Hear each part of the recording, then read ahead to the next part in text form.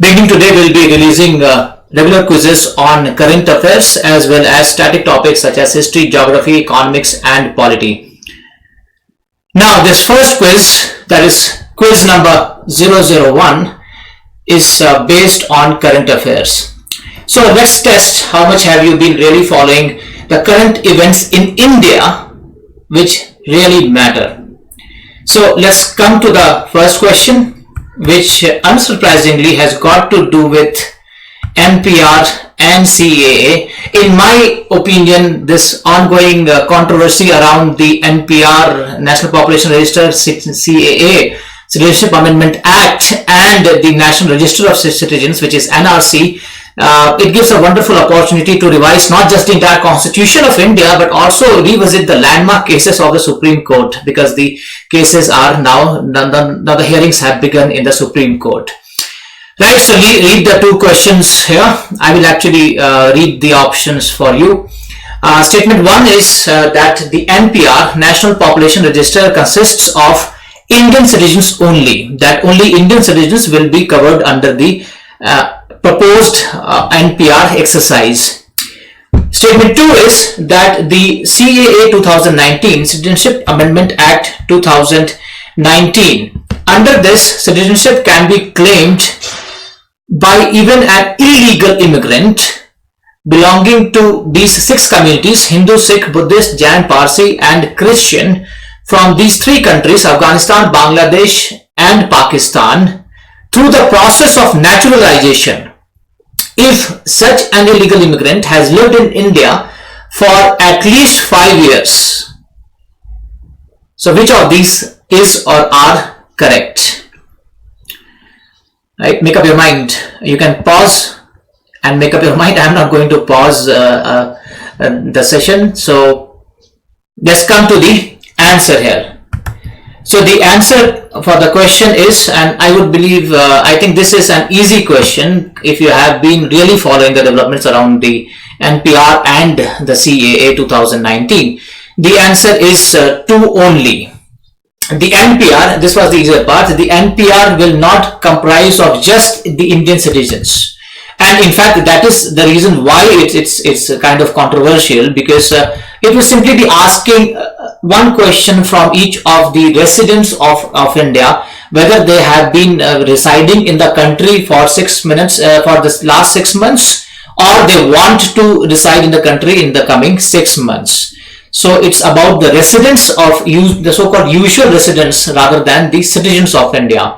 With regards to the CAA, this is correct, because one of the major changes brought in by the Citizenship Amendment Act 2019, which amends the 1955 Act, is that the so-called aggregate period of residence. So if you are not from India and you are applying for naturalization based citizenship, that you have been here for a considerable period of time, then earlier you should have resided in the country for 11 years out of the 14 years before the year in which you applied for citizenship. Now this has been revised to 5 years, or more for these 6 communities from these 3 countries. And so the idea is to make it easier for these communities, people from these communities, to seek citizenship of India. Of course, we know that the cutoff date is 31st December 2014. If they have arrived after that, then they cannot claim this benefit. Right, so let's go to the next question quickly. Now, this is a very important bill which unfortunately got subdued in the larger, in the whole noise around the Citizenship Amendment Act or bill being passed by Parliament. So this is the Anti-Maritime Piracy Bill 2019, which was introduced in Parliament a month ago. Now, which of the following are true? Statement 1, this is applicable beyond the exclusive economic zone of India. And statement 2, it makes piracy an extraditable offense. Right, so pause and make up your mind. Alright, so could it be applicable beyond the EEZ? Will India make this an extraditable offense?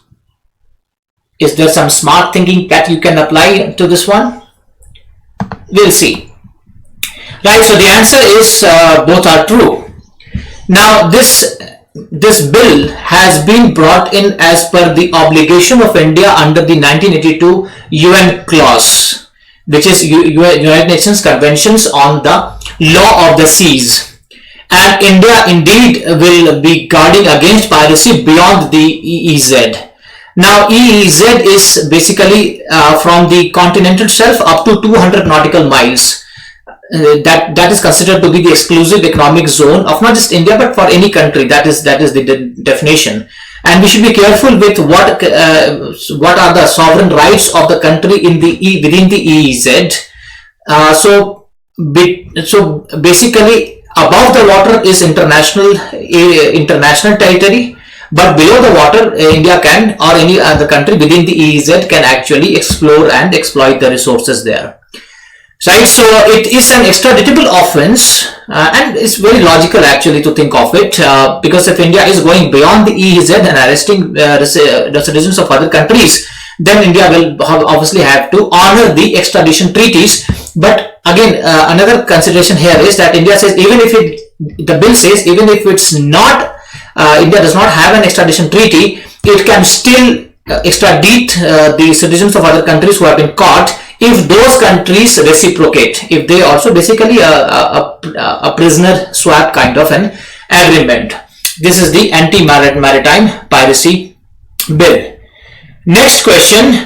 Now, I'm not sure if you followed this, but indeed this is one of the biggest reports that should be awaited.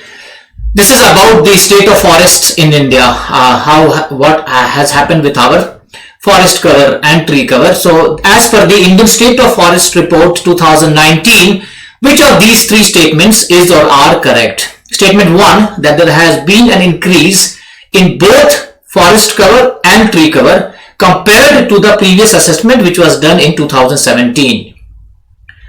Right, this is statement number 1. The second statement is that the highest increase in forest cover has been seen in the state of Gujarat, and the third statement is that there has been a decrease in the mangrove cover of India.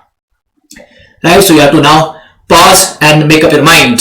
1 only, 1 and 2 only, 2 and 3 only, all are true. Let's see if you can do some smart elimination or selection here. Right, we go to the answer now.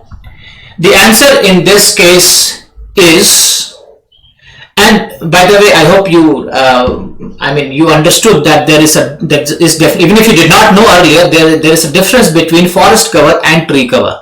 They sound similar, but it just comes down to how the government has defined these phrases.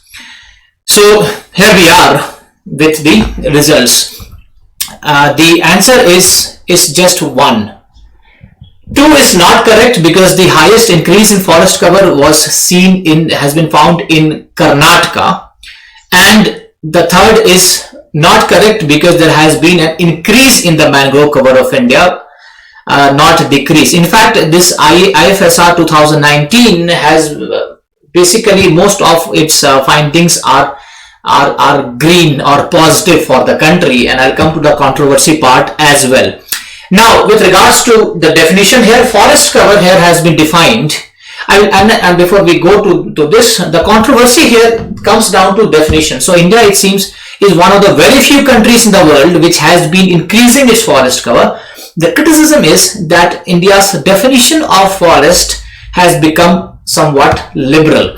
Now, in this case, forest cover has been defined as any land which is more than 1 hectare in area, which has a tree canopy density of more than 10%, irrespective of the ownership or legal status.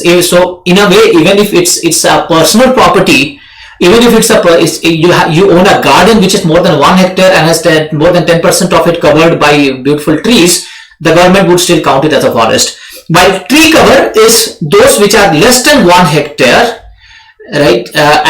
So they come outside the recorded forest area. So all these, the previous instances will be called as recorded forest area, and the other trees will be beyond the area which is less than 1 hectare. Right, so now the good news is that India's forest cover has increased by 0.56% and the tree cover has also increased by 1.29%. So overall now India's geographical area under forest as well as tree cover, they stand, which obviously is what matters eventually, stands at 24.5%. It's still a long shot from the target of 33% which India has committed under the Paris Climate Agreement to be achieved by 2030. So again, probably we'll need to revise the definition even more in the coming years. Right, so the highest increase was in Karnataka and the mangrove cover has increased by 54 square kilometer. The highest increase has been seen in the state of Gujarat. Let's go to the next question now. Again with regards to ISFR 2019. So now, and this is a question where you either know or you don't. However, in this question, you have an opportunity to do some smart elimination. So let's see if you can get to it. Now, these are the options. Which of the following are the special features which have been covered in the ISFR 2019? The first is the extent of trees outside the forests. The second is the mapping of fire-prone forest areas. The third is the forest cover on slopes, hill slopes. The fourth is information about all invasive species. The fifth is detailed information about all non-timber forest products which are important for obviously for the livelihood of the tribal communities. What will you now pick? Make up your mind and let's go to the answer here. And before we go to the answer, if you have already made up your mind, did you consider selecting 4? In any case, 5 is not given in the option here, so I hope you did not. So the lesson for you is that to not really worry about each individual statement and immediately get to the options, right? So let's say you wasted some 5, 10, even if it's 10 seconds trying to think, oh, okay, I have heard about this non-timber forest products. It's not even in the option. So you need to worry about the other ones. So here we go to the answer. The answer in this case is 1, 2 and 3, right? So the option B is correct. Now you can eliminate 4 anyway. How? It says all invasive species. Is it even possible? Now this is an extreme option. Is it even possible for the government, any entity for that matter, to have information about all invasive species? Even if it was about many invasive species or a few invasive species, you could have considered it. So even without knowing anything at all, you could have eliminated 4. Right? I guess 1 I had already answered in the previous question. So if you did not really include 1, then it was kind of you are not paying attention, because outside the forest area is a tree cover. So forest cover and tree cover. Fire-prone forest areas have been mapped, and this is a good development because we have seen what's happening in Australia. So India needs to be careful about such incidents, and the forest cover on slopes has also been done. Let's move to the 5th and the final question for today. This is very important because we talk a lot about the pollution, the state of pollution in our cities such as Delhi. What should be done about it is what we struggle with. Now these are the 3 options which have been now recommended in the question.